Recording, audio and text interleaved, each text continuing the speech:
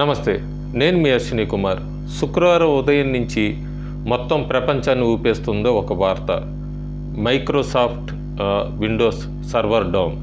Microsoft Windows cyber సెక్యూరిటీకి ఉపయోగించే platform crowd strike అన్న దానిలో అంతరాయం రావడంతో మొత్తం సర్వర్స్ అంతా కూడా డౌన్ అయినాయి ప్రపంచవ్యాప్తంగా, గ్లోబల్గా. ఆ డౌన్ అయ్యాక దాని ఇంపాక్ట్ ప్రపంచం మొత్తం కూడా, బ్యాంక్స్ చాలా దేశాల్లో, ప్రపంచం మొత్తం అంటే చాలా దేశాల్లో బ్యాంక్స్ కానీ, మీడియా, ఎయిర్పోర్ట్స్, ఎయిర్లైన్స్ ఇవన్నీ కూడా ఈ మైక్రోసాఫ్ట్కి సంబంధించి అవుటేజెస్ అంటాము, అంటే అంతరాయం దానివలన. అంతేకాకుండా పేమెంట్స్, బ్యాంక్స్కి సంబంధించి ఇలాంటివి చాలా వాటికి అంతరాయం కలిగింది. అంతేకాకుండా ఆస్ట్రేలియా ప్రభుత్వం అయితే ఎమర్జెన్సీ మీటింగ్ పిలిచింది. అమెరికా లాంటి దేశాల్లో అయితే 911 ఎమర్జెన్సీ సర్వీసెస్ అన్నిటికీ కూడా చాలా వరకు అంతరాయం కలిగినాయి. అలాస్కాలో, అరిజోనా, ఇండియానా, అలాగే న్యూ హ్యాంప్షైర్, ఒహాయోలో, లండన్ స్టాక్ ఎక్స్చేంజ్ కూడా ఇవన్నీ కూడా డిస్రప్ట్ అయినాయి, అంతరాయం కలిగినాయి. అంతేకాకుండా స్కై న్యూస్ ఇలాంటివి కూడా ఆఫ్ ది ఎయిర్ వెళ్ళినాయి, అంటే ఎక్కడ టెలికాస్ట్ కూడా కాలేదు చాలా గంటల వరకు. అంతేకాకుండా ది బెర్లిన్ ఎయిర్పోర్ట్ కూడా ఎయిర్లైన్స్ అన్నిటినీ సస్పెండ్ చేసింది. చాలా దేశాలు ఇలా జరుగుతుంటే ఒక్క దేశం మాత్రం ఇంపాక్ట్ ఏం లేకుండా ఉంది, అది రష్యాలో. ఎందుకంటే ఈ మైక్రోసాఫ్ట్ని క్లౌడ్ సర్వీసెస్ ఇవంతా కూడా అక్కడ రష్యా దేశంలో ఉపయోగించడానికి లేదు, శాంక్షన్స్ ఉన్నాయి కాబట్టి వాళ్ళు వేరే టూల్స్ ఉపయోగిస్తూ ఉంటారు. సో దానివలన రష్యా బతికిపోయిందని చెప్పచ్చు, లేదా రష్యాలో ఎక్కడా కూడా ఇలాంటి అంతరాయాలు ఎక్కడా కూడా ఎదురవ్వలేదని చెప్పచ్చు. సో ప్రస్తుతానికి ఇప్పుడు భారతదేశంలో అయితే దీని మీద విస్తృతంగా చర్చ జరుగుతోంది.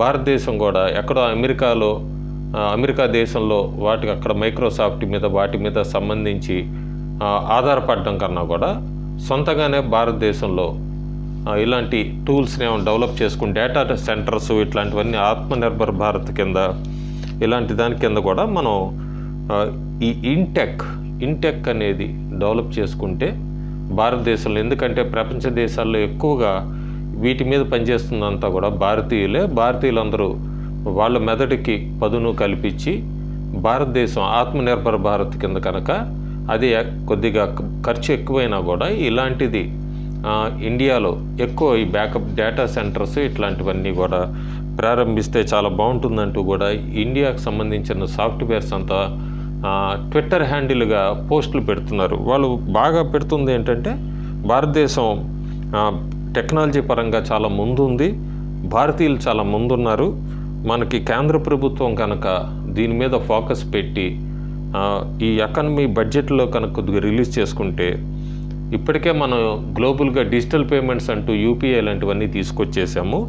అట్లాగే ఏపీఐ ప్లాట్ఫామ్ను కూడా మనం డెవలప్ చేసుకుంటే కనుక ఫ్యూచర్లో కోవిడ్ కన్నా కూడా భయంకరమైన అటాక్స్ వైరస్ వైపుని ఇప్పుడంతా కూడా రాబోయే కాలం సైబర్ అటాక్స్ లాంటివి జరగచ్చు, వాటి నుంచి భారతదేశాన్ని కాపాడుకోవచ్చు అంటూ కూడా చాలామంది పోస్టులు పెడుతున్నారు.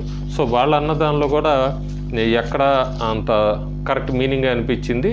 ఎందుకంటే కొన్ని గంటల్లోనే దాదాపు ఒక 6 గంటలు మైక్రోసాఫ్ట్ సర్వర్స్ డౌన్ అయ్యి క్లౌడ్ స్ట్రైక్ దీనికి సంబంధించి సైబర్ సెక్యూరిటీ ఇదంతా ఎర్రర్స్ అనేటప్పటికే ప్రపంచం తలకిందులైనట్టుగా చాలా చోట్ల బ్యాంకులు పనిచేయట్లేదు, ఎయిర్లైన్స్ పనిచేయట్లేదు, హాస్పిటల్స్కి సంబంధించి కొన్ని పనిచేయట్లేదు. ఇవన్నీ అంటే భారతదేశం కూడా ముందు జాగ్రత్తగా ఇట్లాంటివి డెవలప్ చేసుకుంటూ డేటా సెంటర్స్ కానీ, ఇందాక నేను చెప్పినట్టుగా దీనికి కేంద్ర ప్రభుత్వం దృష్టి పెడితే రాబోయే రోజుల్లో ఇలా ఈ సైబర్ వార్స్ నుంచి కానీ, లేదా ఇట్లా ఎప్పుడైనా టెక్నికల్గా ఇష్యూస్ ఇలాంటివి ఏమైనా వచ్చినా కూడా భారతదేశం ఎక్కడా కూడా అలాంటి వాటికి ఎఫెక్ట్ కాకుండా ఉంటుందన్నది భారతదేశానికి సంబంధించిన సాఫ్ట్వేర్ ఐటీ వాళ్ళందరూ కూడా ట్విట్టర్లో పోస్టులు పొద్దున్నుంచి విపరీతంగా ట్రెండ్ అవుతున్నాయి. సో అది వీక్షకులకు షేర్ చేసుకుందామని ఈ వీడియో. Thank you.